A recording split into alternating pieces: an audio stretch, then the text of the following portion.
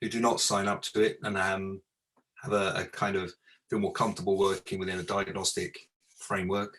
And there are many psychiatrists who also have been challenging the kind of current diagnostic framework. And so there's a kind of cross-discipline interest in how we think about and reorganize it. So I just think in many ways it's food for thought, and hopefully will open up people's inquiring minds to start thinking about how we might usefully use it. So I would say I have no particular allegiance to it in any particular format. I'm not an advocate, partly because I've only just started to read it in depth. And when Tracy asked me if I would be prepared to host one of these, present one of the meetings, I foolishly said, okay, I'll do that because it will compel me to read it and study it and look at it and stuff. But I hadn't realized what I committed myself to, because it's a big subject. So okay, so as I'll hold this up, I've got for you. Has anyone seen this? It's difficult to see, but it's a kind of publication. I bought you one, Tracy, so I know you have. Anyone not? Okay. It is a very useful book. It's freely available to download from the British Psychological Society. So it's not limited to psychologists. In fact, it's meant to be very freely available to encourage some reflection and some reading and some interest if that's what people choose to do. So if you go onto the British Psychological Society's website and put in the Power, Threat, Meaning framework, there is a resource of things that are available to be downloaded, and the tomb here can be just downloaded onto your computer. That said, it is 420 pages, so if you commit to printing it out, well, you might be better to go to Amazon. And for Amazon, you can buy it for £12, which probably is probably more cheaper than to buy it than it is to print it out on your computer printer. So there you go. So that's principally what the book to kind of refer to.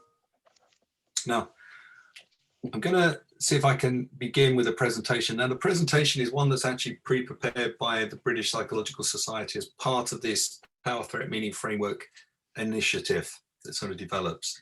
So I even didn't have to do my own slides, which I'm really relieved about. So I'm going to see if I can get it up, Alan, if I've got the capacity to do so, and then I'll talk from the presentation.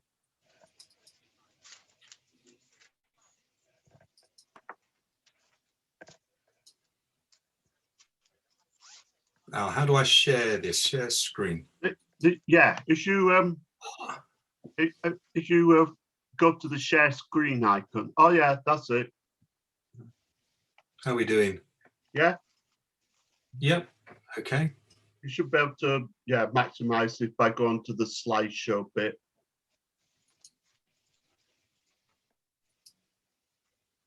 How does that come up on everyone's screen? Yeah. Sort of thumb up if you've got it. Yeah. Great. Okay. Okay. So this is likely to be thought-provoking and at times controversial, but I do think it has a lot to offer.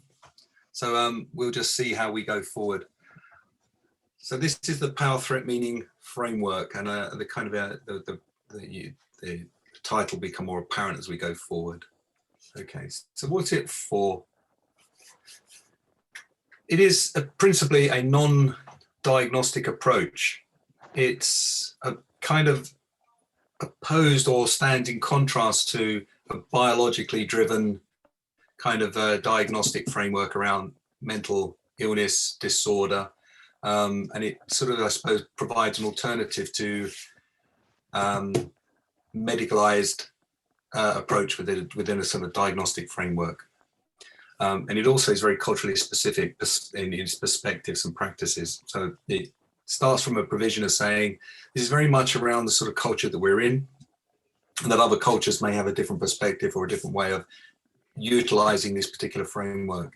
So it's meant to be kind of usable across a lot of uses, but it provides a framework that actually allows a step away from diagnostic elements and starts to look more around the influences of power and social justice, which of course are very topical in our current sort of cultural debates at the moment, and looks at where that power operates within society to produce mental issues and things. And so it steers away from disorder and just really looks at kind of mental conditions or kind of levels of distress. So hopefully we'll look at how that works in practice. So this is not without some academic weight behind it. It was developed over a 5-year period, so it's kind of run a long course, and the contributors to it are Lucy Johnson, Mary Boyle, and it goes on there, David Pilgrim, Dave Harper, Peter Kidderminster. And now all of these are professors of psychology drawn together. So the great and the good have come together in a kind of a period of time to sort of rewrite the whole kind of issues and bring together a lot of different emerging ideas to sort of form this particular bit. It also has within it some users and care, users of sort of psychiatric services, mental health services in general, and then generally kind of consulted quite widely. So it's not without some standing. And did I read, David, I've just started to read it, but I think Clive Weston, who was a psychologist within Bristol, who's recently retired, he contributed to it as well. There were many contributors along the way. But Dr. Clive Weston, who was Bristol CLDT, was a contributor. I think, yeah, I mean, the actual list of the wider contributors is substantial, and I'm sure people, like Clive would have contributed along the way. So if you're interested, you can get onto YouTube. I will give a poor presentation of this, I don't doubt, because it's still quite new to me. But if it does generate your interest, then by all means, feel free to access YouTube. And if you put in PTMF framework or something like that, you'll get a whole host of various presentations, and certainly ones by Lucy Johnson are well worth looking at. Mary Boyle too. I mean, Lucy and Mary are the two main kind of steer, or the two main individuals who steered this through a course of development. So it attempts to outline an alternative to a diagnostic model, and that's actually really quite challenging, because that kind of medicalized model actually kind of is well invested within our sort of cultural framework. It influences how law operates, it influences how resources operate between sort of access to benefits and various other things. It influences about how you might be detained under the law and your liberty things, and it also looks at how we might try and protect people. From the outset, what it's not saying is this is necessarily wrong. It's just recognizing that this is how it operates, because we do need mechanisms in place to protect people who are a danger to themselves and to others, and we do need to organize a way in which we distribute social resources. What it's asking us to do, though, is be a critical consumer of it. So it's not a how-to manual. It gives you some ideas and framework to operate within, and many other things can kind of work underneath it, including psychotherapies or narratives or various other bits and pieces, and it can be used to shape services as well. But it doesn't claim to be a replacement for all current models and practices. It's simply too great a framework to do that. Okay. As I said, it's relevant to a range of different stakeholders. And it's interesting to wonder how, how this might start to be useful or find itself going now. It's now a mainstay of every clinical psychology training course. So it's impossible to go through a training as a clinical psychologist now and not have this as a framework which you'd be operating in. So a whole host of new qualified psychologists will be coming out well vested in this particular framework. It's also been taken up by some nursing colleges and some social work colleges.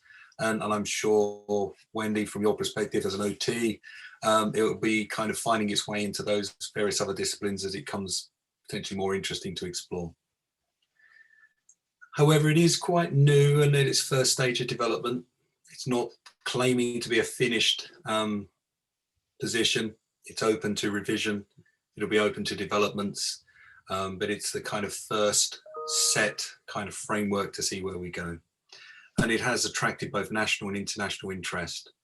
So it's across the world now. There's interest from initially in all those kind of Western Anglicized speaking countries to start with. One might imagine that follows, but it's now moving over. It's been translated into Spanish and various other, I can't remember now, but certainly other European speaking languages have started to take it on.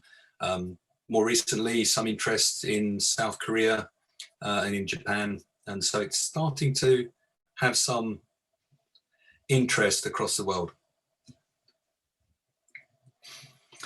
So how did this come out? This is worth I'll let you have a moment to read it and see what you think.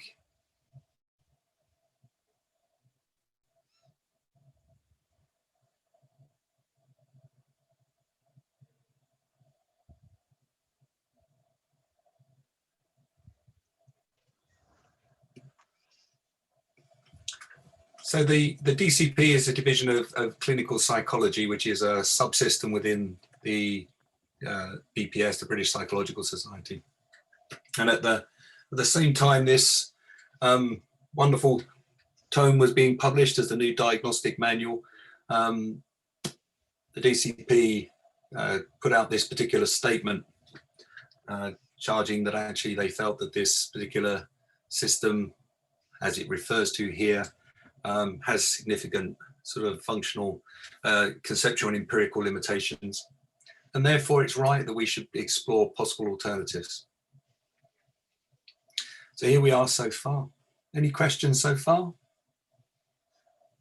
No, okay. Hopefully there'll be more as we go forward.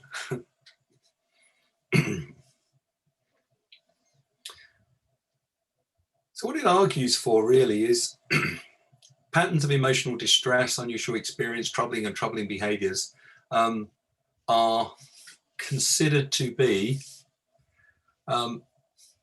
signs and symptoms of an underlying disorder within a kind of medicalized framework. What it's arguing is this is an error. This is not an accurate portrayal of these kind of things in functional psychiatric conditions. What it argues for is quite radically is that a different way of conceptualizing those particular elements come into play. Now I know the argument that Mary Boyle puts forward, because she was my professor on my training course, and I had the benefit of listening to and understanding some of Mary's ideas. And if you're interested, again, there are heavy tomes of big books to buy. Schizophrenia, a Scientific Delusion, a tome written by Mary, and again, they're heavy going, but they're well worth the effort to read. Because they're extremely academic and very rigorous approaches to sort of challenging some of the ideas that we have around medicalized models. But in essence, it starts from a position of first acknowledging that the medicalized approach towards human conditions have been of great utility in physical disorders. If you think for a moment how we have developed, even in our current situation of a pandemic, within a matter of months, a particular pathogen, a virus has been coded, identified weaknesses, and a vaccine produced that's immensely effective, and we move forward, and human health benefits from this particular approach. And in fact, it's wonderful utility in dealing with some of the physical ailments and the illnesses that we suffer from. Have been wonderful. You know, they've been a great advancement of Western culture and others, of course. However, what it argues for is that where that gets transferred over into sort of mental disorders or distress, it doesn't work. And there is a very simple criticism, of course, of if we look at the kind of medicalized approaches, we look at first at symptoms, which are complaints of how people feel. They turn around and say, I've got a temperature, I feel unwell, I don't feel, this hurts, this aches, you know. So that's a sort of a symptom approach, largely subjective position that people make a complaint about how their body feels. A good physician would then look for signs, biological markers. So that might well be measuring of body temperature or scans or various other bits and pieces that would find a pattern of disorders that would then match a condition that's sort of previously identified. And then that would give us a prognosis and a treatment plan that flows from that. And the simple criticism, I suppose, that lies against psychiatry or sort of psychiatric practices is there are no biological markers that have ever been identified for functional psychiatric conditions. There is just no way of independently verifying a psychiatric condition other than what people report in a sort of from their own kind of subjective symptoms, how they feel they're doing. And the belief that somehow at the back of all of this is a disorder, a diagnostic condition, a mental disorder that sort of sits in there in a medicalized fashion, is believed to be there, but remains phenomenally elusive. If you think how a matter of months we managed to find a virus and decode it and produce a vaccine, and yet over more than 100 years with schizophrenia, we've yet to find one biological marker that independently would identify schizophrenia, as opposed to an array of reported symptoms around delusions and hallucinations. What this argues for is that actually these kind of behaviors should be constructed within a different framework. It's quite a controversial position, don't you think? It is sort of supported by lots of different examples of research that kind of suggests that a different way of conceptualizing it would be more beneficial or helpful. And I make no great claim on it. I'm just interested to share these ideas and wonder if we take some of these kind of notions and we can bring them into the lives of people with learning disabilities, we might think about how their lives are constructed around certain frameworks and diagnosis and issues and stuff like that. And perhaps there's a different way of doing it. So here we go. Let's see where we go. I've already shown you the printed version. Some of the other things. This particular book, again, it's really helpful, really useful. It's a very simple introduction. If you don't want to wade through the huge 400-page document, this is a pretty good introduction, and it's well worth taking the time to read. And again, simply ordered off Amazon if you choose to do so.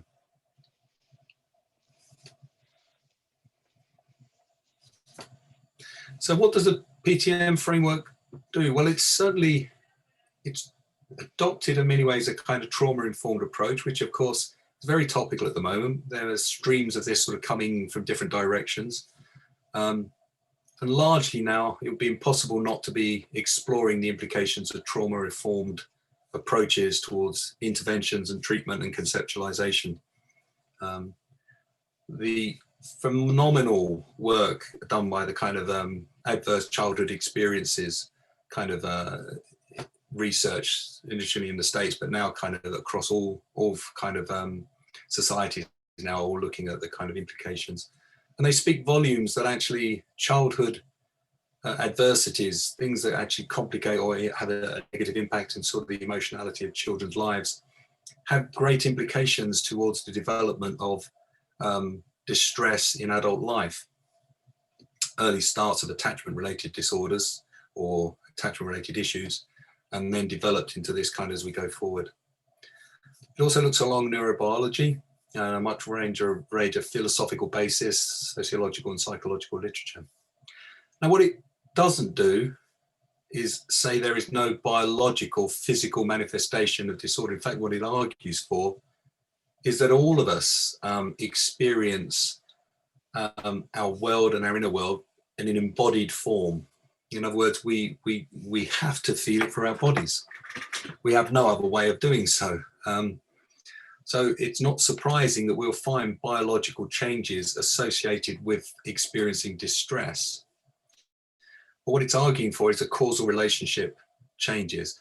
And the issues really between sort of threats associated with power or power imbalances or misuses of power result in reactions, and those reactions manifest in what we might see as psychiatric symptoms, and those are misunderstood. But what it does is rejoin the issue between the actions of power or adversities and the implications that has for the person, the meaning they make of it and how they react fits within this. But there will be biological changes.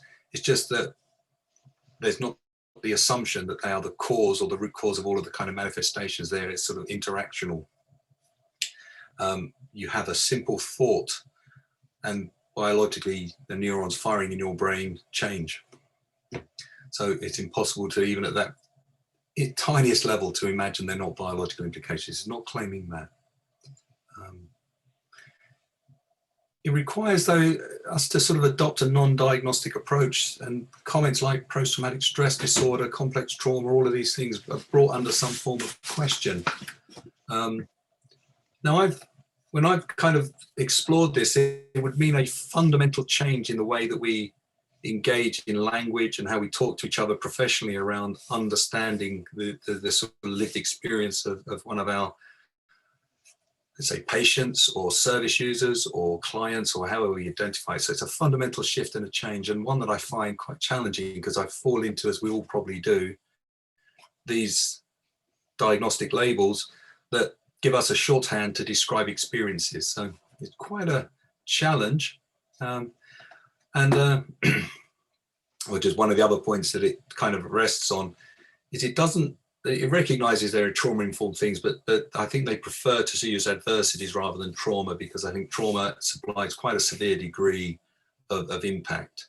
So it's largely referring to adversities, which of course the ACE research adopts anyway. Okay.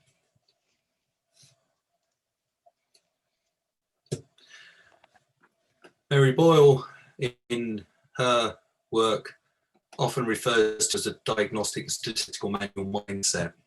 Again, the non-clementia, the coming together of a psychiatric tomb that kind of looks at organizing and stratifying and structuring the way that we experience distress, and asks in many ways to move away from this sort of medicalization and assume that models designed for understanding bodies can be applied to people's thoughts, feelings, and behavior. It just says this is where we're going wrong.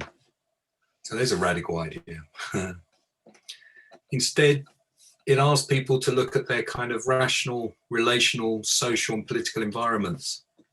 And that does kind of fit very nicely with the sort of zeitgeist that we have at the moment of people looking at how power and ideology, language and thoughts and feelings operate in our kind of societies at the moment.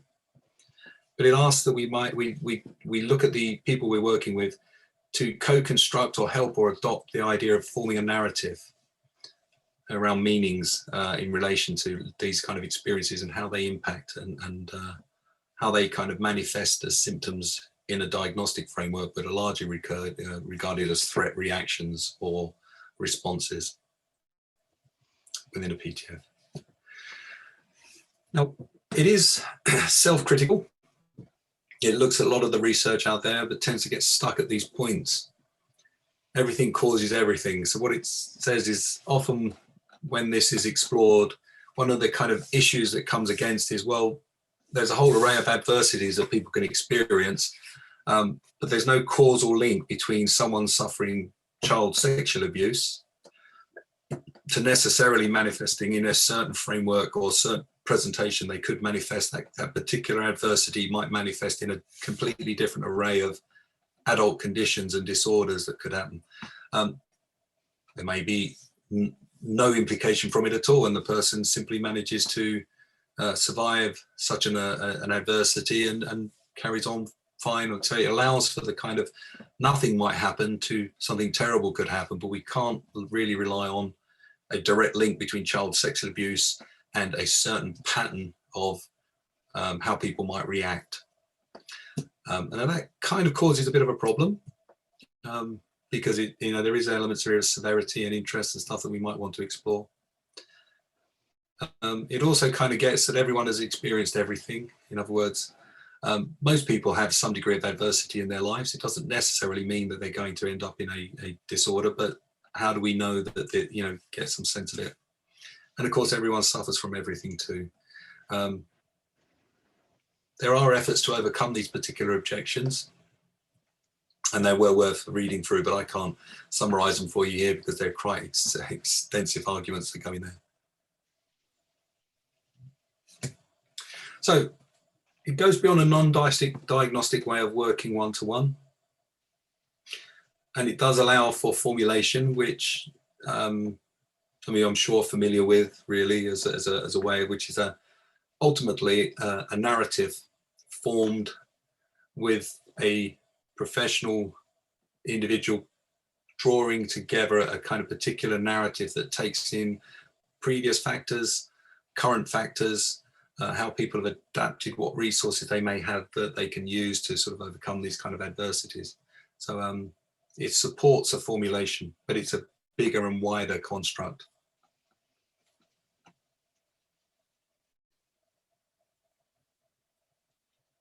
So generally, just a sort of by way of an introduction, it argues that it's a more effective evidence-based way of performing the functions that diagnosis claims but fails to do. Now, I will say that's not my statement, that's what the BPS are arguing. But they suggest it gives a better way of forward and looking at interventions. It provides a basis for research. And it provides a basis for administrative decisions such as commissioning, service design, access to services, benefits, legal judgments, so on. So it's claiming to do quite a lot, and you'll be the judge of that really as we go forward.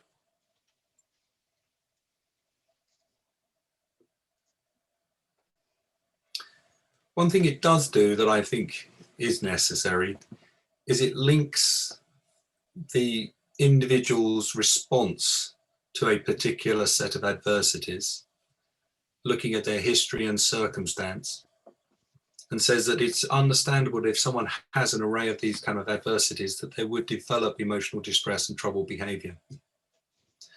Now, what they argue is that a diagnosis interrupts that association. And it argues in some sense that it should be no surprise that poverty is linked with depression. You know, there's not one of us who wouldn't turn around and say, well, clearly, if you're in a state of adverse financial circumstances and your life is governed by very small sums of money, that you would might develop depression. They see depression as a kind of diagnosis that interrupts the sense of recognizing that actually that particular form of unhappiness, of distress, is probably best addressed socially rather than through pills. Now, I know that our psychiatric colleagues would say they do far more than just offer a diagnosis and prescribe medication. And I certainly know that if I felt depressed, I might indeed be a willing recipient of SSRIs to help me lift my mood forward. But what it's arguing is that there may well be a different way of looking at this from a social justice point of view, to be arguing that actually we're not really getting to the root cause of these problems, which is a high degree of poverty, which is, and to a degree brings its own adversity and will create a large degree of what we would see and experience as depression. Does that make sense? I'm sure it does. Yeah. But it also asks us to create validating narratives, and narratives are kind of co-constructed. They're both informed and kind of written around in our cultural milieu that we kind of circulate in, as to the way we can empower people. And I certainly watch with interest, I suppose, around aspects within our society who are putting forward claims towards power and necessity and diversity, and just seeing how they're kind of engaging in kind of cultural dialogues to create meaning, particularly around the trans community, for example, or around race in more recent events of kind of relationships with power and police and various others. I mean, these are kind of things that are very, very topical within our society. But do they create distress? Well, they probably do.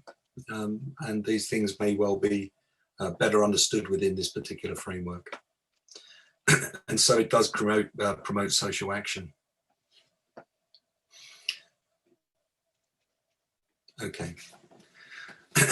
So that's the kind of preamble as to how we got with it is. I hope I've kind of tried to explain it as best as I can, as I understand it at the moment. I would encourage you to kind of go and read a little bit more around it. But what it starts with are some very simple questions that we might pose to ourselves, but also to our clients. So it doesn't start with what have you got by way of a diagnostic framework. It starts with a simple question, was what's happened to you? And what it argues for is the power that operates in our life. And I'll give a better description of what power means in due course. But it then asks that this particular power, which is access to resources and dominant kind of narratives that kind of order and structure, so issues around patriarchy, masculinity, various other kind of things might be seen as having certain power and legitimacy to claim resources and privileged positions in society. But it principally says, what has happened to you? So if you're looking at someone who'd experienced high level sexual abuse as a child, it's not surprising they would manifest with some disorder or some sort of, actually I can't even say that without using the word disorder, which apparently would be wrong in this framework. But how has this particular adversity affected you in your life? What's happened to you to bring you to this position? Now the threats are simply, how did it affect you? What kind of threats does this pose? How has this power operated that has disadvantaged you and created distress? Again, the simple sense, what sense did you make of it? Meaning and narrative kind of redirect how we can utilize or create alternative forms of power within our lives that may enable us to start to address some of these considerations and difficulties. And what did you do to have to what did you have to do to survive? And these are kind of what are regarded as threat responses. And again, there's an array of how they've been seen. Okay, so that's simply it. The power threat meaning framework is what power operates, what kind of threats as you had. So how did it affect you? What sense did you make of it? And what did you have to do to survive? Now they largely probably give us a simple framework of most discussions that we have with our service users around their lived experience. But it argues that this is probably a better framework for understanding their experiences of lived distress and manifestations of behavior and thoughts within this particular framework.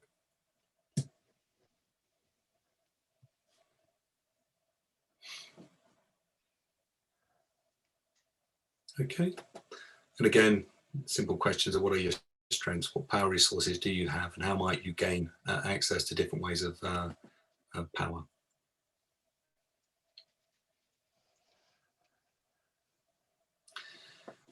They're not independent stages, they are interactional and largely consider developing a narrative for meaning of how power, threat, meaning and threat responses interact.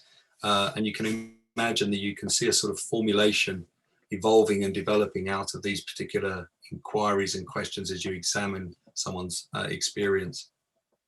But power both implies threat and threat responses. I'm not sure that I'm quite happy with threat responses. They argue that threat responses are adaptive in the mainstay, and then they either may persist and then become maladaptive, which I had no problem with. But I wonder whether threat reactions might be a better way of understanding how someone reacts to the adversities that they're encountering.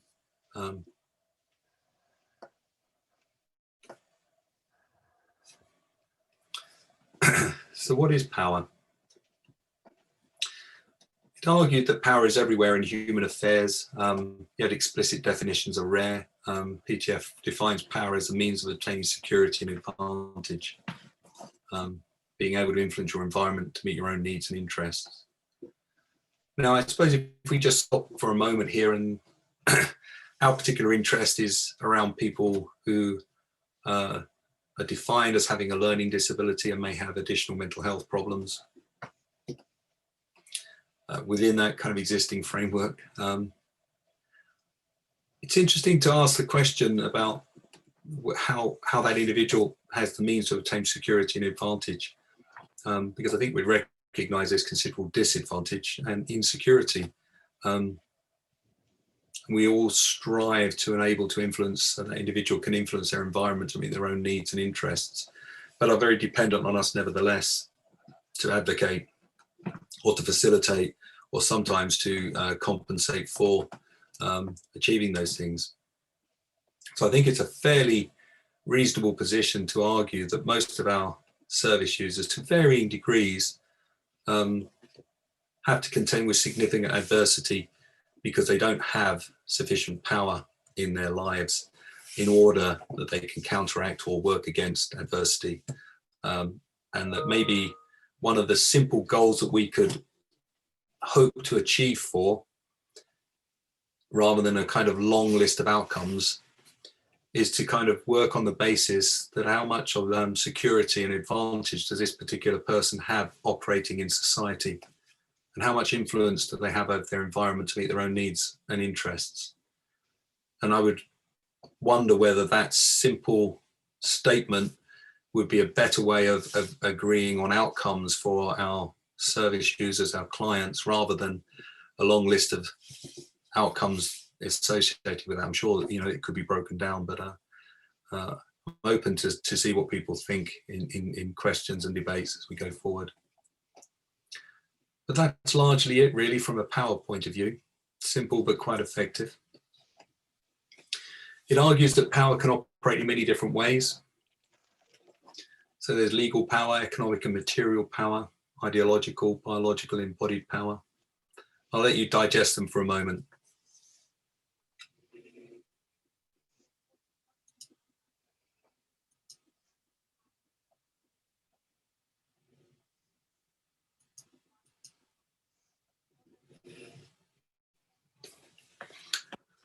I mean, feel free to sort of unmute and comment if you feel that there's a sort of fairly inclusive array of different ways that power operates within our client group, but it is a very different way of kind of looking at kind of how adversity materializes or manifests within society. And I certainly think when I use a kind of in my own mind, a typical person with who we identify as having a learning disability, many of these things are complicated and compromised and not always very easy. And they certainly are subjective to quite a lot of elements here. I mean, certainly coercive power and power of force, of course, we're all aware of by way of restrictions and restraints at times. Even again, biological embodied power. The issues of sort of physical attractiveness, fertility, strength, embodied talents, abilities, physical health. Many of our clients have challenges along those particular dimensions as well, of which they face adversities, and certainly around social and cultural capital. Any comments the on area this? of interpersonal power is quite significant amongst people with learning disabilities who are reliant on staff support. And I think often staff who support people with learning disabilities, they don't fully appreciate or reflect on the power differential, and their ability to sort of influence people for good or bad, by their relationship. I also wonder, Alan, whether just the fact that they're in residential care or have care and support needs means that people like us, whoever the support staff, we're in that position of power immediately. So, yeah. And I don't think we think about it enough because it's just part of our job, but we should be doing that, but we don't do it as much as what we need to, really. We just take it for granted that we have power, but sometimes we say we don't have power because people live in the community and we don't have the power to do, or we don't have the legal framework or those sort of things. So I think it's an interesting debate or discussion because it's so significant for all of the individuals that we support. Yeah, I was just going to say about that, Tracy, that people might have power, they don't appreciate it, or feel that they can not wield it. But actually, you may have power just by as a product of who you are and your relationship with that person. So, you know, I can imagine that many carers, for example, would say that I don't have any power over this person. You know, they're a free person and I'm just supporting them. But actually they are in a position of power because of what society has given to them. And I was just thinking about sort of a personal example, a gentleman that I used to work with a learning disability. And since then, he's now a friend of mine. I don't work with him anymore, but he's a friend. And actually explaining that to him has been really difficult, really challenging. And I still think, you know, there's unequal power between us because of what our relationship used to be. You know, I no longer have any power over him as far as I'm concerned, but society gives me power still because of my position and his position. You know, I don't want it. I don't wield anything over him, but it's put upon me, you know, and he responds in that way it's an unequal relationship that I'm constantly trying to shift. And even as I say that, I am trying to shift, you know, because I'm the one in power. So even if you don't want it and you think that you're not using it, you might have it anyway. Well, I don't think we don't share with the individuals that we support the fact that they can have power, because we don't offer it to those individuals. We don't let them know that they can have that power. But yeah, so yeah, it's interesting. Well, it raises a whole set of questions that when we're engaging with someone, in this case, we're focused on someone with a learning disability, but you could equally imagine this happens, of course, between children and adults, men and women, rich and poor, black and white. You know, there are whole arrays in which these aspects of power are operating within our society. What it argues is the manifestations of these particular powers, where they privilege one person over another, can create adversities, and those particular adversities shape the kind of threat experience that manifests as distress in that individual, and that they then manifest a set of kind of emotional distress behavior or kind of thoughts or feelings that are largely seen to kind of support a diagnostic kind of category there. But largely what they're arguing is this is more relevant to how we do it. So you can see this on an individual basis, but also on a societal element. And I think your comments there of how you might see this operating with our client group in particular is relevant. I think what it does is force us to recognize that we can't avoid power in our relationships with other people, and sometimes causes us to consider how that operates. I mean, this is obviously focusing on the negative manner, but there are positive aspects around power as well. You know, in the social discourses that develop, you can see various groups challenging oppressive type experiences and restructuring power to remove some of the adversities that might have been experienced. But it does create an interesting debate about how we take things forward. It would argue that currently we seem to have an epidemic of mental distress. And I don't suppose, given the circumstances, that should be wholly unexpected. I mean, we should really be looking, if you've got situations where people are socially isolated, suffering financial considerations and difficulties, with the threat of death and then bereavement, common sense would say it's no real surprise that we're facing a kind of epidemic of people feeling unhappy and distressed. But they're not. I don't think it's arguing that we really shouldn't see them as depressed and therefore requiring a whole array of medications to support that. And I'm not suggesting our psychiatric colleagues would even consider that as a kind of approach and a broader definition, but it's kind of arguing that's where we need to focus our resources and our efforts and our things, is to have a more socially wider view of adversity and how it impacts. But on an individual basis, we might be kind of looking at some of these things in operation. So one of the other bits here that somehow has stopped. What have I done? Come back.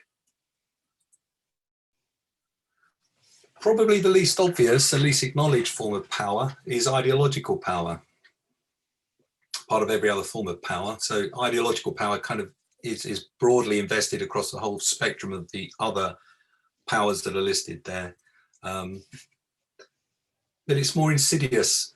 It sits sort of under the cultural zeitgeist, the kind of the current experiences that we have. It operates when our false beliefs, feelings are manipulated, ignored, disbelieved.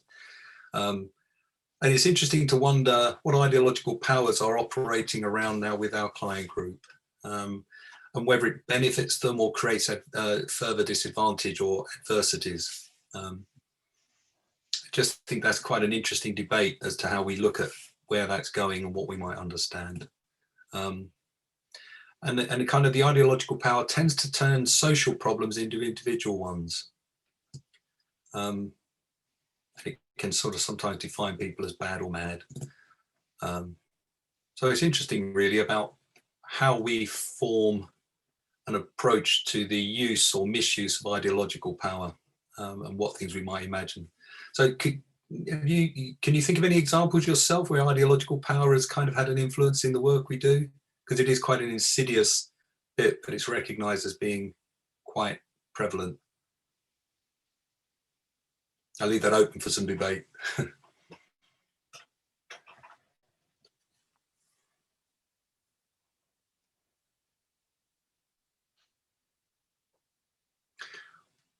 Well, let's just imagine for a moment, most manifestations of challenging behavior are largely seen as methods of or kind of aspects of communication, a deficit in communicative ability. And that might be the case, but I wonder whether it's better to assume that actually it might be a manifestation of any one of these particular issues. So might it be that someone's challenging behavior is associated with legal power, about the implication of rules and sanctions and coercion applied to someone? Of course, the implication of it is often when someone is engaging in challenging behavior, the rules and sanctions tend to increase, or they have an effect. These powers come to be that influence them. Now, we all would imagine that's probably not what we'd want to happen, but largely it does happen. And the question is if there is an implication that the coercion and rules and sanctions that are coming to bear on someone is implicated in their challenging behavior, then increasing it seems to be a very unwise thing to do. Again, economic and material power, interpersonal power. Certainly there is coercive power, power of force that can come into play. So I suppose it's just interesting to wonder whether it gives us a better view, a better way of looking at some of these manifestations, and outside of some of the kind of bits that are there. I was just going to mention as well, David, like sort of really broadly, that we all probably as a collective group have an idea of what constitutes a good life, you know, and we're constantly enforcing that upon the people that we work with, that, you know, you should be healthy, for example.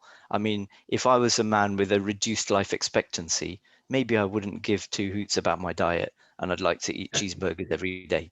You know, and you know, what right do you have to tell me I should have a healthy life, or even to keep bombarding me with information, you know, and exerting that, you know, or, you know, putting that upon me.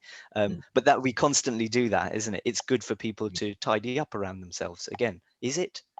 But we have an idea, an idea that it is, and there's like a huge range of that. I think it's something we talk about a lot within services, the kind of fact that we're a bit well, paternalistic is normally the gender-loaded word we use, isn't it? But you know, is that we're a bit paternalistic, but I think that's true. It comes from our idea of what constitutes a good life. Well, you know, Salim, it does raise some interesting questions, doesn't it, about how this power manifests in narratives and dialogues about what we expect by way of outcomes. One of the things I think we're going to have to come to terms with is, it seems to me evident from lots of kind of comments that I've heard from colleagues and various other states, is the actual incidence of challenging behaviour has seemingly reduced in circumstances where people are less pressure to get out into the community and participate in activities of all sorts of nature. Now, that's something that is counter to our kind of position, is we think it's a good thing for people to be busy and active and participating, because we want people to be participating in their culture, in their community, and have a presence. And we look towards kind of O'Brien's 5 accomplishments and recognise that presence is important. But we're still faced with the reality of people, their behaviour has improved under lockdown circumstances. Now, I'm not suggesting that I understand that completely, but it does raise some curious lines of inquiry about what's happened. Because I wouldn't want to say doing nothing is a good thing, but maybe doing too much is a bad thing. And I suppose it's just open to debate amongst us all, really, to be sort of observing this and thinking, well, maybe the relentless pursuit and harassment that can sometimes follow advocating our service users participate in all sorts of activities tends to not hear the kind of what's said by the individual, and maybe they can't put that into words and manifests as challenging behaviour. I don't know. And I think we don't always appreciate that certain things that we accept as truth are ideological and kind of things that have developed. Like, why is it good to have a healthy lifestyle? Because generally, as from a health perspective, to increase your life expectancy. So if you had that limited already, why would it be good? And so they're not just absolute truths. There's things that we're arrived at, but arrived at as a population. So it might not necessarily apply to everyone, and yet those of us, the majority, are kind of enforcing telling others what we believe their good life should be, like being busy. Something about productivity in a society, isn't it? But yeah, I got a bit of a counter to that, Sally, in that one of the ways that the folks that we support are disempowered is they don't have access to sources of knowledge and understanding, and so they don't fully, they're not equipped in some ways to make reasonable choices. Yeah, and I think the health sort of side of things is an example of that. I think that's how I suppose people get lured. Get lured into sort of perhaps haranguing people about healthcare stuff. They want people to know the full story, but it gets corrupted quite sort of easily. That sort of given information so that people can make an informed choice can quickly turn into in a way, an assertion, a rather sort of robust haranguing, telling people what to do sort of approach, really. Yeah. But we don't appreciate people being able to make unwise choices as well, and unwise decisions. We don't appreciate that enough, and we're wanting people to conform to that normality.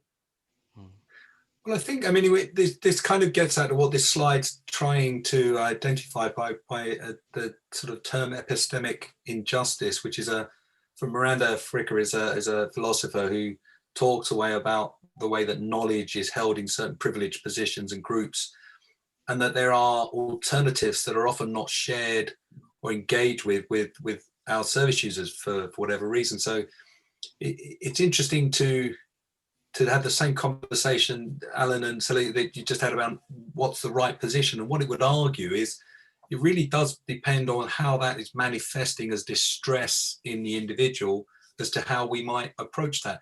So both positions are right, and both positions have legitimacy. And of course, what power would suggest is it's not our decision to make. The adversities that are set up really about investing in power and resources for someone with the client we might have in mind to make their own mind up. So we probably will agree. So what it argues is the less access you have to conventional or approved forms of power, the more likely you are to adopt socially disturbing or disruptive strategies. And again, we could see that happening in our client group. But you could also see it happen. Have you followed the debate most recently around a number of female partners of police officers making complaint that they've been subjected to degrees of sexual abuse by serving police officers, who, when they've made complaint, have been, in their view, oppressed and silenced, and not having the option there because the police are wanting to, seemingly the accusation is the police are protecting each other from these kind of accusations of criminal behaviour against their female partners, potentially male partners, but I mean in this case most of them are female. And again, what it argues in some sense is the operation of power, the adversity, is the silencing. I mean, there is a kind of obvious effect of the sexual abuse and the violence and domestic abuse that these women were subjected to, but it gets compounded by the operations of power where they're silenced from having a legitimate voice that says this needs to stop or this needs to be addressed. And again, I think what it does is kind of allow us to look at the way that these things are operating in our service users and mental health field in general. I think that is definitely a peril in learning disability services. Colleagues closing ranks to protect one another. I know in my early days working in long stay hospitals, we're talking about 40 years ago, complaints on behalf of people supported about aggression towards them, they wouldn't necessarily be treated with any sort of formality or pursued. It would have been, swept under the carpet. And I feel that's an exercise similar to what you just described, David. The police officers. Indeed. Yeah, and I'm sure it still happens. I mean. Well, if you look at Winterbourne View and other things like that, then there it is, isn't it? Yeah. So yeah. So again, the utility of this emerges in what it's saying is this is not just about a specific kind of form of what we now would consider as mental disorder at a kind of polemic end of something. It argues that this operates across the whole of society in various forms, and often with people we wouldn't necessarily identify as suffering from a mental disorder in the typical form. But it does give us a different way of looking at these things in operation. Conscious of the time, so I'm going to press on a little if I may. Some consequences of negative operation of power: unpredictable, lack of control, feeling trapped and damaged environments, conflict, social and internal relationships, repeated exposure to forms of abuse, violence, humiliation. So there are negative operations of power are significantly damaging, of course, and these create certain adversities that we all understand and will come into play. So the threats are, we've got these things happening and they're creating adversities. They would affect us at relationships, both at an emotional level, social and community, and economic and material. So they're broad functions of which threats from these things would be experienced. And these are often what people say are their challenges.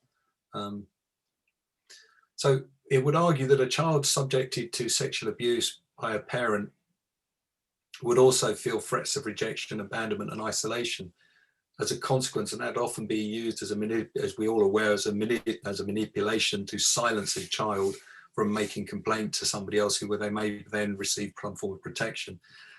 But these are one of the threats that happen, and it also works towards explaining why shame and embarrassment and kind of feelings of disgust and these kind of negative emotional states that people can feel as a consequence form around these kind of narratives and meanings that people play. A dominant narrative in the abuse cycle is one that someone participated or encouraged or invited or done something else like this to their abuser. Now, that seems an immensely irrational position from where I stand, but I'm sympathetic and understand how that might develop if there is this threat of rejection, abandonment, isolation going into play, and the kind of usual things of power imbalances that happen. I hope I've explained that well enough. So these are the threats that kind of come on. They're environmental, bodily, value-based, and meaning-making.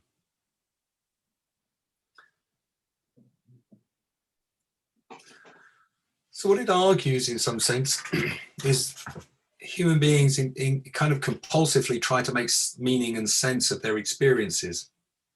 And it argues that our behavior is purposeful and meaningful when we're understanding that particular notion. You cannot understand the aspects of power separate from their meanings.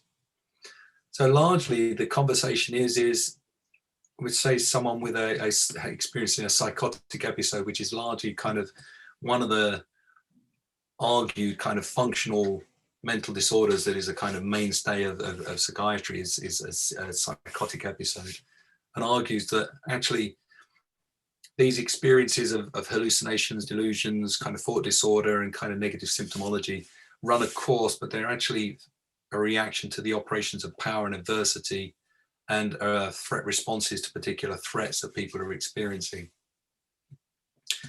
What's emerging, of course, is a body of literature that would say that many people who've suffered a psychotic episode have had trauma-related experiences and adversity in their earlier lives. And it's arguing that we need to kind of reconnect the experience as an adult in time to the experience that someone may have had much earlier on in their lives. Now there's an interesting challenge, because again, it might be another kind of thing of searching for a ghost in the machine that isn't there. And I've always been a bit concerned really around sort of what might describe as sort of psychological archaeology of trying to find the cause in someone's early life as to explain their distress as an adult. And it can be, you know, fraught with all sorts of problems too. So interesting ideas. But on the whole, it really is about engaging with the individual about what meaning may make sense. And it gets into some philosophical elements really around narrative being made and found. In other words, it's made by the individual, but it's found within the cultural dialogues that exist. So, you know, people are sort of defining themselves not freely, but kind of within what's available. So these are some of the suggestions from the group around what meaning might be. Hopelessness, invaded, betrayed, shamed, humiliated. They're trying to really just pick out some of these. It's not an exclusive list. There are others that could be added to it. But it's just saying these are the common themes that people may manifest within our own culture. So there's no particular surprise there.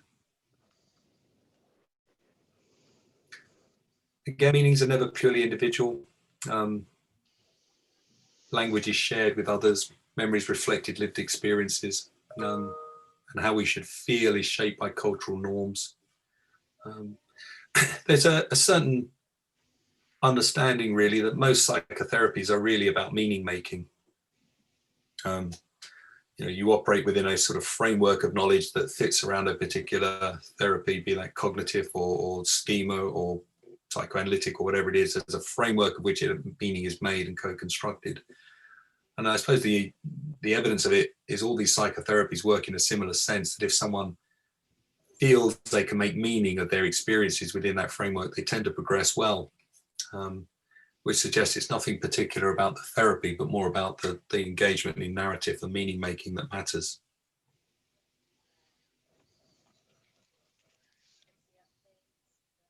So we should see personal meanings as a kind of a discourse around being, whatever that might be. And of course, the ideological power operating. I suppose it's interesting to wonder the significant disadvantages that our client group has in making meaning of their lives and their experiences. And we have to first acknowledge the fact that they may well have cognitive disadvantage to form narratives and ideas that make particular sense and meaning to them. And they may be more open to kind of cultural ones that are given to them rather than made themselves. And it's interesting to wonder about whether there becomes a movement really to enable service users to make better sense by forming their own narratives, whatever they may be. I know that there's always movements around that, but we never really seem to successfully get to where we want to be with it. At least that's my impression. Again, please comment if you feel different.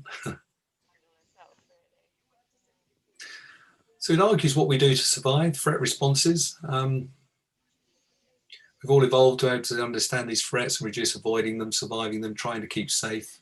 It does argue that these responses are biologically based. from our past experience, family context, gender, class, ethnicity, various ways in which power operates and differentiates in society. Okay. Can I just check with everyone? Somebody is not on mute, and we can hear some background noise. So if you're not having a conversation with each other in the talk, can you make sure you're on mute? Thanks. Sorry, David. Oh, it's okay, no problem.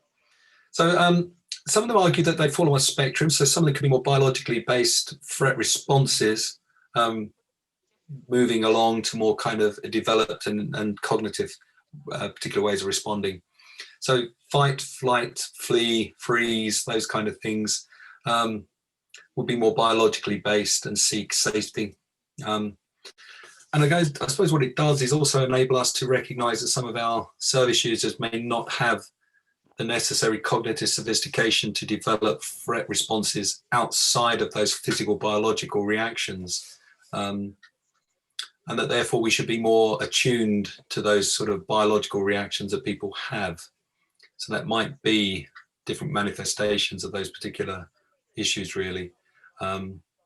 But it also enables us to think where we might encourage growth and development, changes, supporting people to have memory and recollection, how they might kind of embody some of their experiences.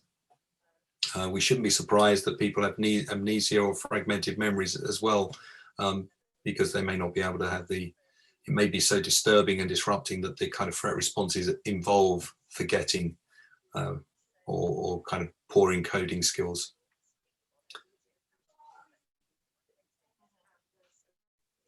Again, these are a list of some of the threat responses identified so far. And again, they kind of fit and are not meant to be an alternative to psychiatric symptoms that are kind of used to sort of aggregate together to form a particular diagnosis. They're recognizing this is where the everything and everybody and everyone type problem comes from. It argues, for example, that emotional numbing, flattening and indifference could be a threat response or threat reaction to a particular threat as it's experienced by that individual, that is an adversity that's embedded within a certain power relationship. So it's relatively simple relationship, but quite helpful to think about it. So what he would argue is if someone had emotional numbing, flattening, and indifference, if we see that as a threat reaction, that's an adaptive response to a particular threat. That particular threat for that individual has meaning as how it's been experienced as an adversity, and that adversity is embedded in certain power relationships or inequalities that are going around. And what the overall thing is to make a narrative of those things running along that enables someone to reorganize their resources or find new resources to shift the power relationships, to change the adversities, and to adapt their threat responses more constructively to different circumstances that better suit their objectives. Wow, did I say all that in one breath? Anyway, there we are. Some of these may be seen as normal or even desirable, but certainly still might cause distress to people. And again, you can see some of the issues around gender, class, pay, rates, all these other kind of power issues that kind of into play around, overwork for a man is just as damaging, but might be more socially supported than it might be for overwork for a woman who may sacrifice some aspects of childcare in their relationship. So there's a certain narrative that would be more critical of a woman making that decision, but certainly supportive of a man who makes exactly the same decision. And it argues really that we should be examining these issues.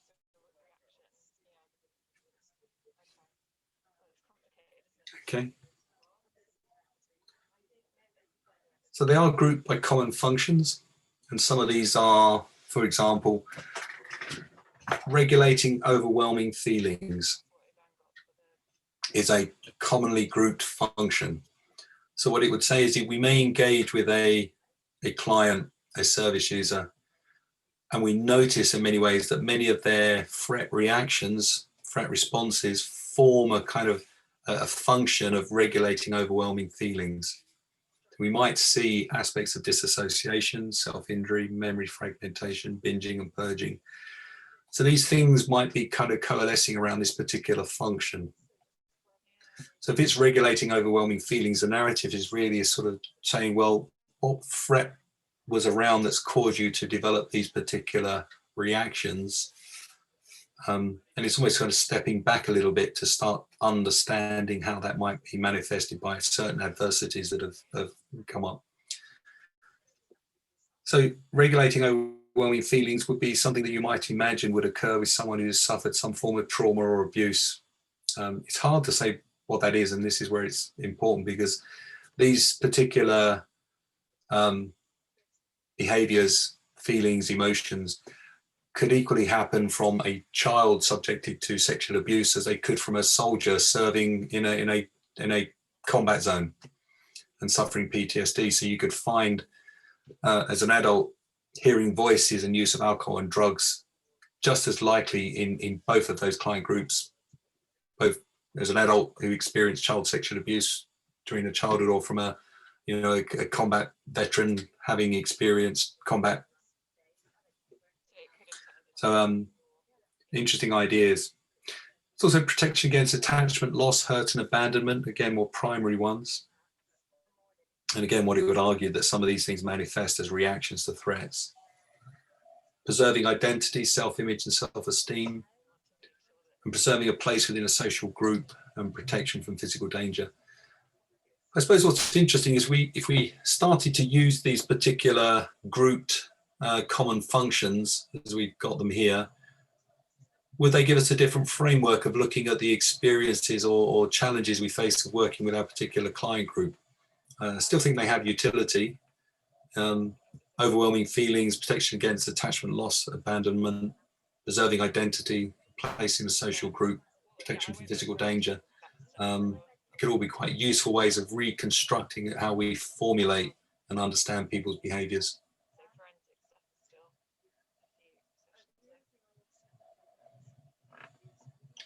So again, it argues that the diagnostic lens obscures the relationship between threat and threat responses. Whether it does or not is your judgment. At one level, this, they argue, is common sense. As I said, we all know that people living in poverty are more likely to feel depressed. We know that people who've suffered trauma are more likely than the average population to develop psychosis or symptoms associated with psychosis or schizophrenia. And just as a comment, do you feel that that offers a useful way of reconstructing the reactions that we see within our client group?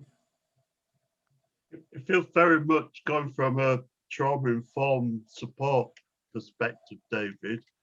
So yes, it's undeniable. I think part of the difficulty that we have with the folks we support is that we don't know the full extent of those traumas. That we're supporting a group of people who can, even if they're verbally adept, can't always sort of explain the traumas that they've been through and the impact. So I think, and plenty of people with no words or their histories have been lost. So I think it's sometimes quite difficult to sort of quite understand or the impact of those adverse sort of histories. I think you're right, Alan. I think you're right in some respects, but I just think people being in care, I suppose there are assumptions, but there is evidence of people who have moved around. How many homes that people have moved? How many people that the relationships that they develop with individuals who they just leave because it's a job to them. I mean, there's just all of those, let alone all those other ones. Yeah. We should, it's not just the sort of mega traumas, which, the bereavements and stuff or difficult childhoods. It's almost like an ongoing experience of trauma. Exactly those. Well, I think we just take it for granted, don't we? Because they're in care, and that's what happens. So we just move somebody on because that's what happens. without thinking about whether they feel grounded, where they are safe, secure, any of those, because it doesn't come into it, because everybody else's needs, in some respects, take over. But we make it out that we're meeting their needs because they don't fit here anymore. So, yeah, just thinking, you know, working with teams a lot as I do, you know, I could be very conscious of the fact that I'm delivering a session to a team, which is completely different to how the composition of the team is completely different to what it was 5 years ago, and we take that for granted. It's a common experience, but how does that affect the folks that we support? You know, especially people who haven't got verbal ability, who can't articulate stuff. You have that complete change around of a team over that, you know, and repeated, you know, year in, year out, over decades. I think that's very hard. I think yeah, I think absolutely, and I think the difficulty for me with the framework, I've looked at it before, but thank you, David, because it's so big that I've never managed to get my teeth into it. No, So thank you huge. for your presentation. Yeah, but I think the difficulty that I've always found is that essentially what we're talking about is a societal shift in parent. It's not about an individual approach, because the challenge I find is that the person who comes to me, it generally already has a view, you know, and actually I have to work with that. So if they come to me and they're talking about helping them find meaning in something that they think maybe has an origin in some experience when they were younger, then, you know, I can enter into that dialogue. But we have plenty of people who come to us who already firmly believe that they have an illness, you know, and if I try and then reframe that tends to come across, I think, to the other person as either I'm not listening to them, or I'm denying their experience. Exactly. And that happens as well with carers and family, you know, and just, I guess, disclosure for it. I think I know most of the group, but, you know, I'm a psychiatrist myself. And when someone's hearing voices, to try and reframe that is very difficult for the people and the carers who often hear me saying, I'm either belittling or denying their experience. And then we enter into this kind of dance of the person trying to tell me, but it's really distressing, you know, or the carers, they're really distressed. They must be ill. You must be able to fit it. Even the word disease, I don't know how much we're going to, the word disease is the dis part, so disease, distress, discomfort, dis anything. Dis originates from an idea of two. So two groups, one who have a disease and one who don't, you know, discomfort, people who have comfort, people who don't.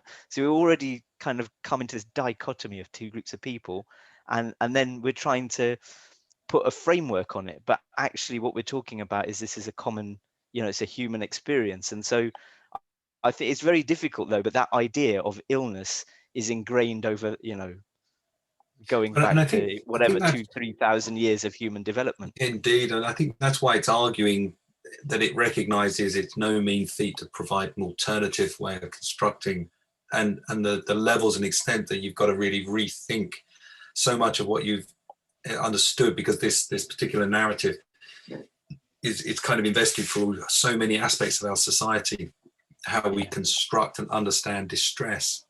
And I think some of it comes back to the discussion of real versus not real, and voluntary versus not voluntary. So I know one of the things always aimed at kind of psychiatry in general is that there's no test for depression, that, as you said, there'll be no biological markers.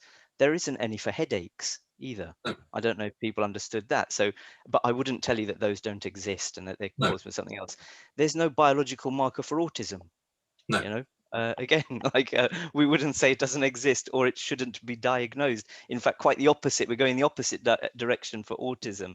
You know, IBS, lots of really common experiences. We've got no biological marker, but if for some reason symptom presentation to give us and the report and the person's report, but for some reason, for things like schizophrenia, that brings into question the whole idea of whether it exists or not. you know. Yeah, indeed. And yeah, but we don't say that about headache. We appreciate it's there, you report that it's there, and we try and help you with it. And we've got lots of different ways of thinking. Should we do that via lifestyle, through a thought, you know, psychological process, all of those things, you know. I think But what their argument is, and a headache's a good example, is inevitably it might have its origins in some degree of stress or some kind of concern or issue, or even be symptoms of some underlying medical, you know, a tumor, something as terrible as that, but as well as sort of other kind of things. And it says, well, look, it's not that these things aren't embodied. They're not. We don't argue they're not experienced biologically. In fact, everything we experience is biological. But in some circumstances, the headache could be attributed to a biological disease or disorder like a tumor. But it could also be a sense of a threat reaction or threat experience to an adversity, which is over a degree of stress that people have in their lives that is causing them to experience distress in an embodied form. It doesn't necessarily mean there's a disease associated. I mean, for example, bereavement is another good example for it. Is, you know, someone loses a dearly loved individual, you know, close to themselves. You know, if they become withdrawn, isolated, you know, sad, crying, and all these other manifestations that we would ordinarily put as an embodied form of expressing distress, we certainly don't imagine there's a biological disorder underlying their reaction. We just assume, well, it's because you've lost someone, which is nothing to do with a disease or disorder. It's just simply a human reaction to an experience, an adversity, a thing that's happened. I mean, what I would say is within within societally constructed boundaries, that is, or culturally constructed, isn't it? That if someone's grieving or whatever, we've got an idea of what is normal grief. But if 3 years later they still talk to the deceased person, we say that's not normal grief, and we try and do something about it, isn't it? Yeah. But I mean, again, the narrative and where we draw these things are culturally determined. I mean, I think there's just some fascinating ideas within this. You know, and as I said from the outset, I'm not entirely an advocate of it myself because I find issues with it. I mean, one of my worries is that in the search for constructing meaning, you know, this process of finding the cause, this generates, if somehow there's a moment when you can go, you know, your father abused you when you were a child, that explains it all. That's nonsense. And it worries me that often that's the pursuit of badly constructed counselling, psychotherapy interventions, is we'll just dig around till we find some terrible thing that happened to you as a child, and all will be revealed and all will be healed. And that's just, well, not going to work. David, surely this is not an either-or situation, because, you know, we can sort of adopt the approaches that you've gone through in this presentation without, you know, discarding, you know, the more medical psychiatric approach. Well, and that doesn't just entail, you know, medication. It entails, you know, helping people to develop mindfulness sort of approaches, relaxation approaches. The two don't feel necessarily incompatible, to be honest. Well, the authors of this would fundamentally disagree with you, Alan. Yeah. Yeah. I mean, you could see how they could run in parallel, but the authors actually have a very anti-psychiatric position adopted that would turn around and say that actually the diagnosis is a fallacy, and it shouldn't exist, and it should be removed entirely. It's a strong statement. I wanted to mention about that, Alan. I think that is again another thing that's at the heart of this and is very culturally constructed, because I used to give a talk partly about my own background, and my grandmother, when she was ill, she would go and see a doctor. She would see an Ayurvedic practitioner, you know, who'd advise about diet, yoga, herbal supplements, and she'd go and see a priest. They'd all give probably very different views to her experience, and she'd take bits and throw away bits, you know, and whatever made sense to her, she'd retain.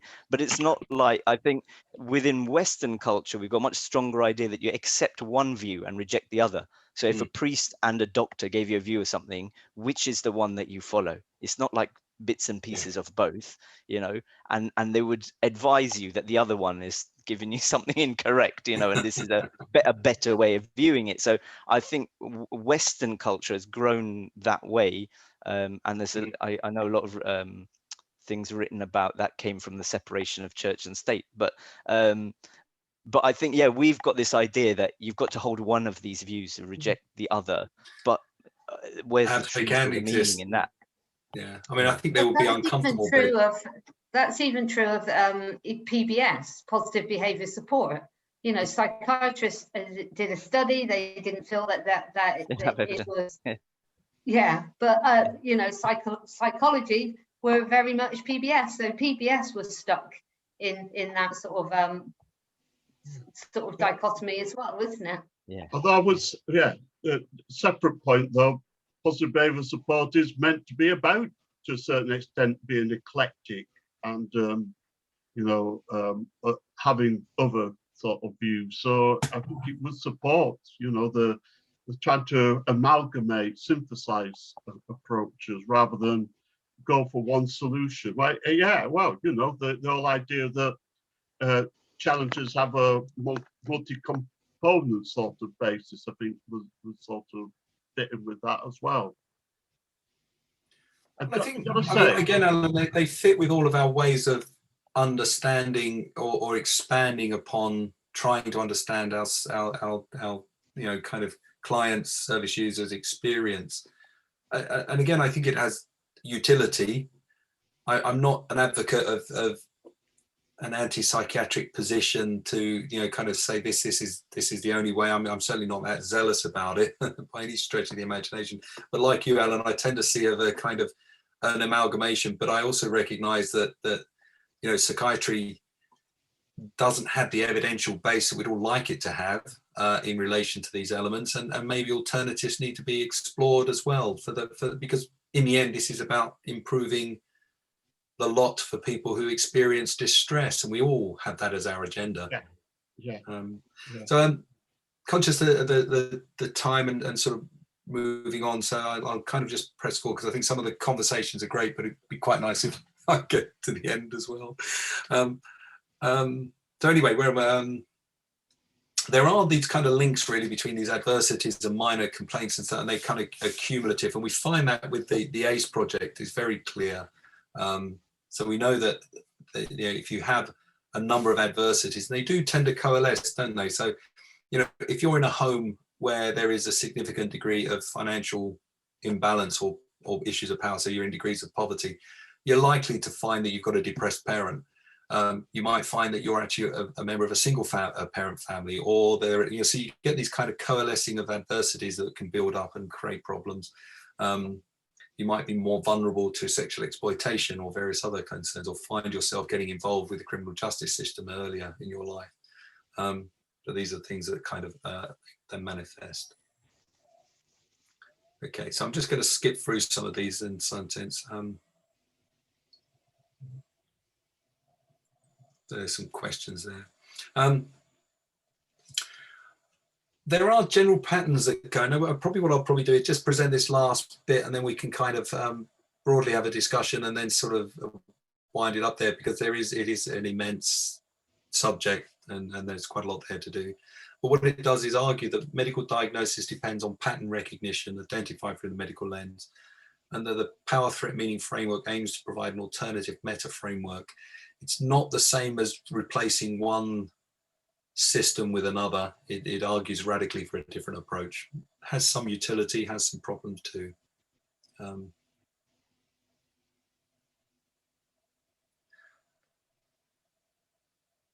But what it asks for is these, unlike biological patterns, these regularities in patterns are organized by meaning, not by biology. So it argues that they can change over time and they're culturally variant. And so eating disorders that we experience now are not the same as eating disorders that were experienced 100 years ago. And certainly my understanding is during the sort of aspects of some of the early sort of middle ages with France, largely men who had eating disorders, not women. Whether that's true or not, I don't know, but nevertheless, it sort of has an interest about how that kind of thing is manifest as an adversity rather than currently what we have. But it's, again, even now it's shifting a little bit, isn't it? So we're finding that certainly some men are kind of coming in with body dysmorphic kind of concerns and issues. Even then, I'm using the very typical biological disordered framework to explain that. So largely, they're asking us to describe what people do, not what they have, as a replacement. And there are 7 evidential general patterns, and they cut across diagnostic categories, specialities, normal and abnormal, people who are psychiatrically labelled, and all of us, and these are them. So I'm going to probably draw it to a conclusion here because it can go on for quite a bit of time, but I'll just leave it at this point because it seems a good time to end. So the 7 general patterns so far identified, and what they're saying is these are subject to change. They're currently where our culture is identifying these particular general patterns of distress or things, and they cluster with some of the kind of threat responses that we saw. There are issues around identity, surviving rejection, entrapment and invalidation, surviving insecure attachments and adversity as a child, young person, separation, identity, confusion, defeat, entrapment, disconnection, surviving single threats. So what it might do is enable us to look at those particular categories and think, how do they fit with our client base, our service users we're working with? These are general themes and general patterns. Do they identify threat reactions, threat responses in relation to perceived threats, and the meaning that people make of that is important? Can we identify adversities that have created those particular threats, and those adversities are embedded in power relationships that make them more or less likely to experience these adversities? So there's a kind of chain of thinking and events that go along. But there we are. Now, I suppose this is such a radical way of looking at it. It takes considerable time to sit and digest these and think things through. And I don't profess to have really grasped all the arguments that are put forward. But I do find it interesting to wonder, to reflect upon, does this have utility in our particular client group? I suggest it does, in the way that you identified, Alan. I think definitely, because it is so reminiscent of stuff that reading and work I've been doing around trauma-informed support. I think a lot of it is absolutely, uncontroversial. It's incredibly applicable. I said my only sort of criticism, I suppose, is probably the main premise of the writers that let's adopt this and reject the psychiatric model, which I just don't think, is a good way forward, really. But other than that, a lot of this stuff, most of this stuff is massively applicable, I think. Well, I mean, that poses the most interesting question, Alan, isn't it? I mean, what the readers would say is their position, the developers of this would say is their position is that the kind of psychiatric non-clementia that's in existence has run its course. It has no utility. It's a strong position as sort of to say it really should be rejected out of hand and this adopted as an alternative. And they identify their own restrictions and difficulties with it. But I wonder whether it also suggests that a kind of less radical position of whether it can run in parallel and utility with our existing psychiatric way of, the way we understand and embody distress, and see whether there are ways. Now I can't imagine that somehow one day we're going to be thinking in a kind of psychiatric non-clementia, and then the next day we're going to be thinking in this kind of PTMF framework. I imagine they're going to have a cross-fertilization of ideas, and that might be the most helpful way forward. But I do think it would be interesting to wonder whether we start applying some of these ideas in some of the work we do with our client group. Yeah, I think it's always evolving, isn't it? You know, like Alan and several other people, you know, I've been around a long time. 40 years ago, then all we had really was very much behaviour modification type approaches and quite aversive approaches, but also psychiatry taking a, you know, we thought psychiatry was God's, and 40 years ago, that's the way it was. And anything that the psychiatrist said, you will bow down and do. I mean, it has evolved so much from there, and we're able now to have more conversations, to think more about where that person's journey has come from. Whether PBS has helped us along that way, I don't know. There are just so many different approaches out there, but I think it is about us having a different mindset about how we go into things and start to think about things and share with each other, because sometimes we get stuck in our own little way of being that doesn't enable that to happen. And I think that's, and some of that is what Celine was saying earlier as well. You know, we as society, we need to change and adapt and evolve with new evidence, but also to trial and error, but not at the expense of somebody, but making sure that we keep them central to what it is that is required. Well, I also can't help but notice whether we as mental health professionals in a broad church, whether this thing is kind of a little bit out of our hands anyway. I mean, it's not uncommon now for people to self-diagnose with various conditions that they feel are appropriate. You know, and my initial reaction to people who I would never have regarded as falling along the autistic spectrum, claiming to have autism or some form of Asperger's, or caused me to wonder about what it is that I was experiencing or seeing. You know, certainly they were having some experiences of oddness or complaint or difficulty in social reactions. There was something there that they felt different from other people, that I got sort of identified as neurodiverse or within that kind of issue, really. But I don't think we no longer have a sense of authority to impose a diagnosis or anything on anyone anymore. I think some people are quite happy to do that themselves, but also wonder whether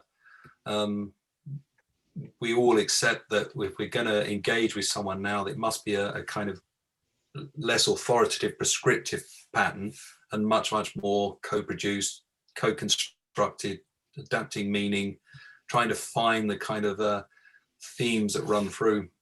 And one of the things I do like about it is it does, as Celine rightly pointed out, this moves away from the individual more into societal adversities and societal power, looks at kind of social justice and social injustices to recognize that we need to make changes there. That cannot be a bad thing.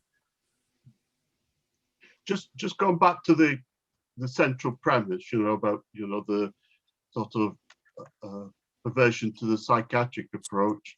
40 odd years ago, there was no recognition amongst people supporting people with learning disabilities. So, you know, they could experience poor mental health. There wasn't a literature on it at all. I mean, Tracy, you remember psychiatrists back in the hospital day, they were more administrators and diagnosticians. Is that the right word? I've never been say that word properly. Diagnosticians. Yeah, that's it. Yeah, I was close. And to be honest, you know, in a way, people were disempowered in that way. You know, they did not receive the care and support and approach that was required. I mean, one of the great sort of positives I've felt of the last 30 odd years is that, you know, people with learning disabilities, they now have access to psychiatric treatment, you know, consider psychiatric treatment rather than just, you know, crude use of medications like chlorpromazine to, you know, sedate them. And to me, that's been a massive benefit for the folks that we support. They've been acknowledged as, you know, having the right to have the same sort of illnesses as anybody else, and also as an incidental and be treated for them as well. I could think of just so many cases of people being properly treated or diagnosed, years and years ago, and now there's so much greater clarity about that. I know that's at its perils with the stomp sort of stuff, but there's also the element, Alan, there's also the element that if you have a diagnosis, that money's sometimes attached to you as well. If we're looking at it from a commissioning point of view, then that brings up a whole different dilemma. I think that's the major. I think that's the major problem.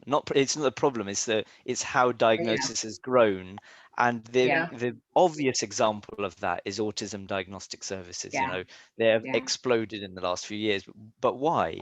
Because we've made getting certain things dependent on you having that diagnosis, and we do that across society in a range of different ways. So if you've got a diagnosis with autism, you get certain support at school. We could just give that support anyway, but we make it dependent on me saying you've got autism.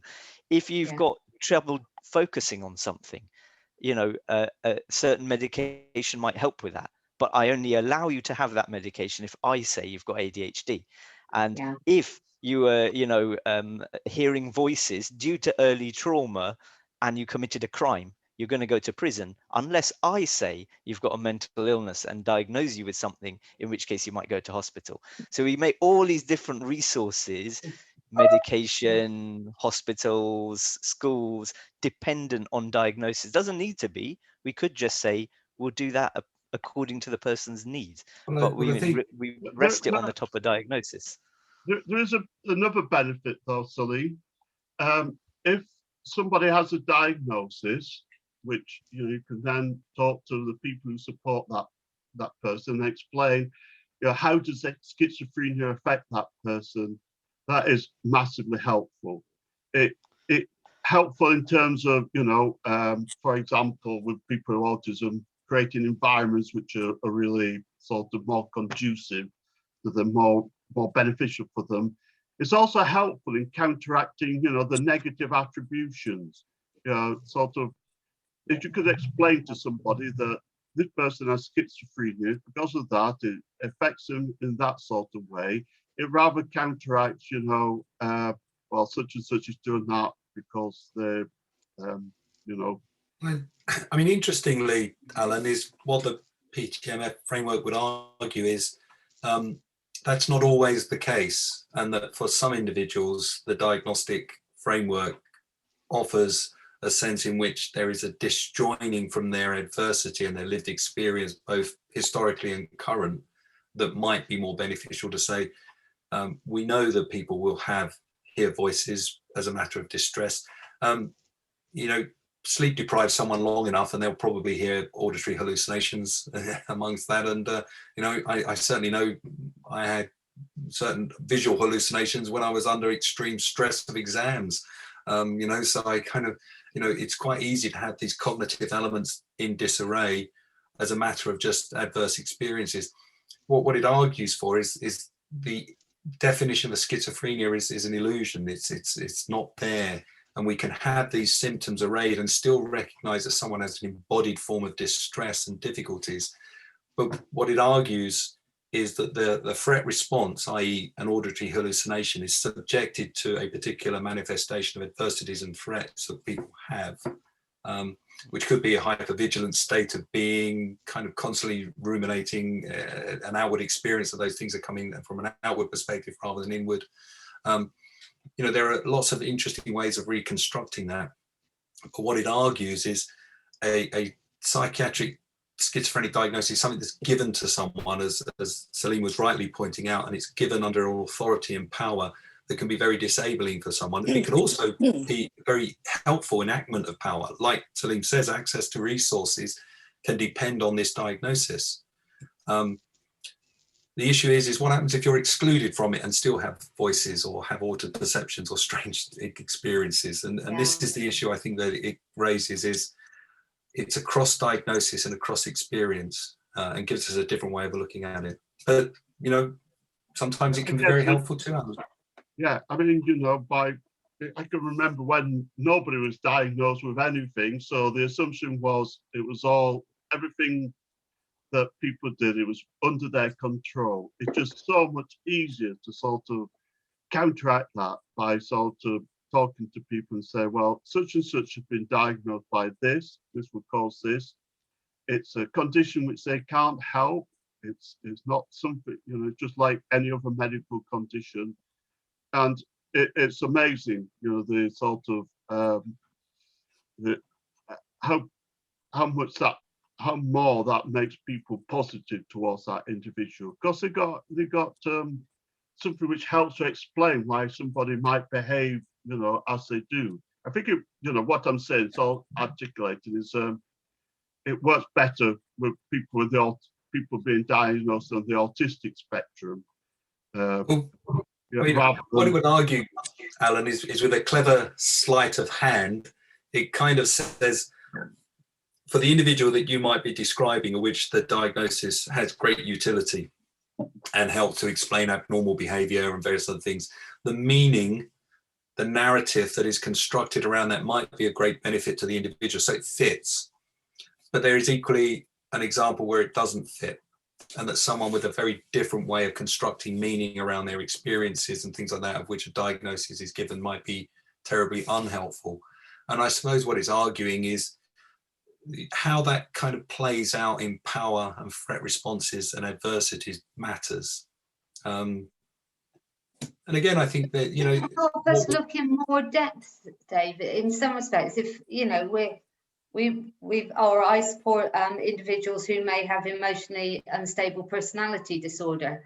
Now, we know what that means, but the best thing is to try to get to know what it means for that individual and what's going on for that individual, so that we can respond individually. I mean, they have the label, but there isn't then the recognition that it throws up all of these other things, but it can be so different for so many people. So even having a label doesn't mean to say that you all present in the same way.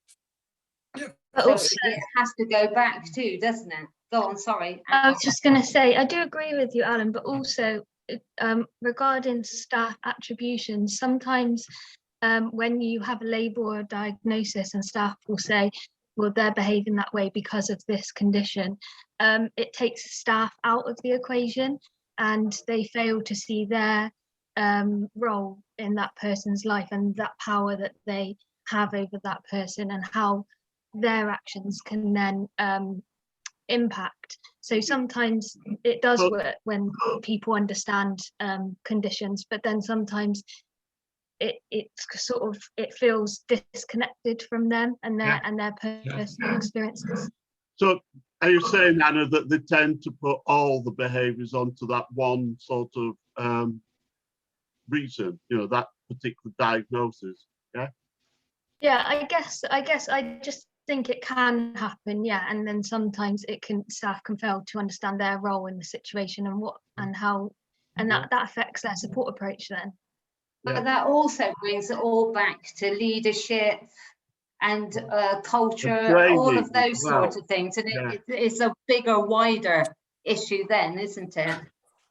Yeah. And also that in the middle of that is you know, we used to have this idea of mind-brain dualism, and I think what we're talking about is voluntary versus involuntary dualism. You know, this false division between there are some things I choose and some things I don't choose. If I've got autism, I don't choose how I interact with people, but if I've got you know, substance dependence or alcohol dependence, that was something that I chose to do. But actually both, we know, have heavy genetic influences, heavy environmental influences, but we divide things out into, you know, the things you choose to do, the things you don't choose to do. And that's why a big reason I think why we invest so much into this idea of diagnosis, because then, like you were saying, Alan, then we say, okay, this is something that's not under someone's control, but that's a kind of false division about I control some things, I don't control other things. Probably everything exists within the grey, you know, but it can be a useful conversation, I think, to support that individual, to support their carers, to try and think about, okay, what does this mean? So I think to me, it's about opening that conversation out and not saying, I know what it is, it's this, you know.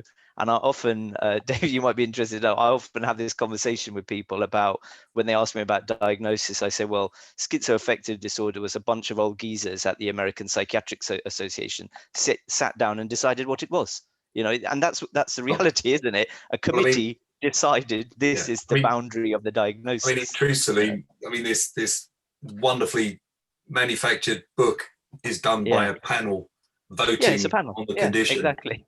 There's no biological markers. They're independent of any disorder that can be identified. And exactly, and particularly the boundaries between them, because that's something, you know, when you talk about diagnosis, and people are constantly asking me, is it bipolar disorder or is it schizoaffective disorder? And I was, the same thing, and the line between the two was just a committee decided where the line between the two is. So, you know, it's arbitrary to say it. It's more about that person's experience, but everything around them may have so much invested in diagnosis that it's forcing them down this alley. Well, I think I mean those points, Salim, are very relevant to the argument as to why, you know, the process that undermines some of the sort of psychiatric non-clementia approaches, both between.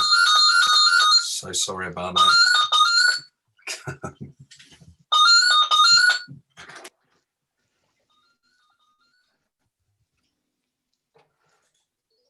Probably someone selling me double glazing anyway. Sorry. My mobile's switched off, but I can't do the landline.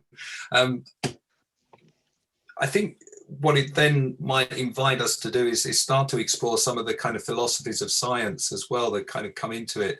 So, you know, the way in which society constructs these kind of disorders and Is everybody else hearing that? It's not just me hallucinating. Assistant selling me double glazing. So, you know, I mean, the book that I kind of took, the original one, does spend a period of kind of time exploring the science of and the philosophies around these particular issues. So, you know, writers like Foucault and various other kind of writers look towards that dualism between the mind and body kind of element that divides, and what they argue quite articulately is it's an impossible thing to divide. And since we've done that, we've developed this kind of idea of mental disease being separate from an embodied form of distress. So I think there are kind of bits there. Now, I don't think we need to all explore that kind of ideas. That if you're interested, feel free and fill your boots. But it's not a bad idea to have some idea where the origins of these things evolve and develop.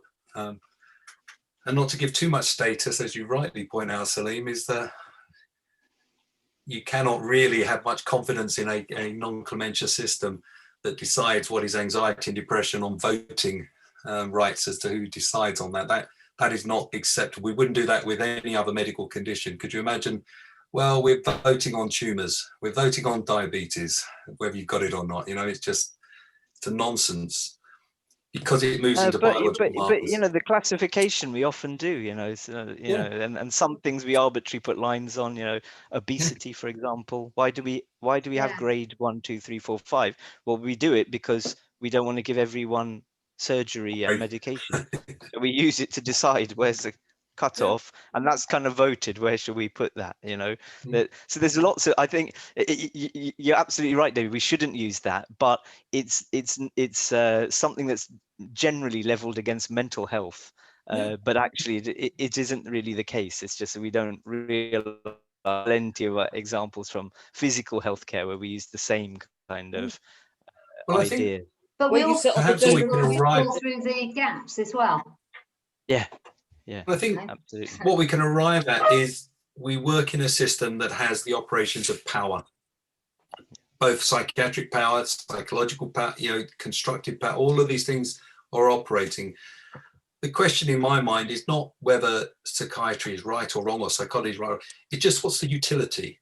What benefits can this approach currently offer to our client group that is healthy, advancing, addresses social injustices, it increases the quality. I mean, it's all we strive for in these things, isn't it?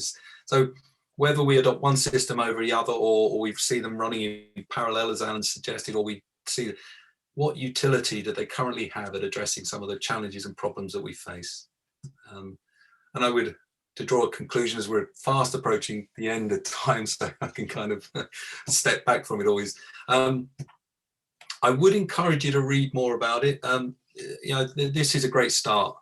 You know, kind of this book, it's off Amazon. It's I think it's about £15.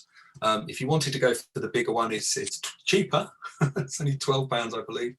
But be prepared to have several weeks of your life consumed with reading it. Best of luck.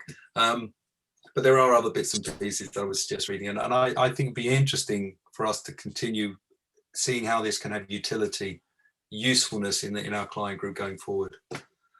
So that's me done. Thank you for your Thanks, time. David. I hope you don't Appreciate it. mind. Thank you. I forgot to ask whether it's okay.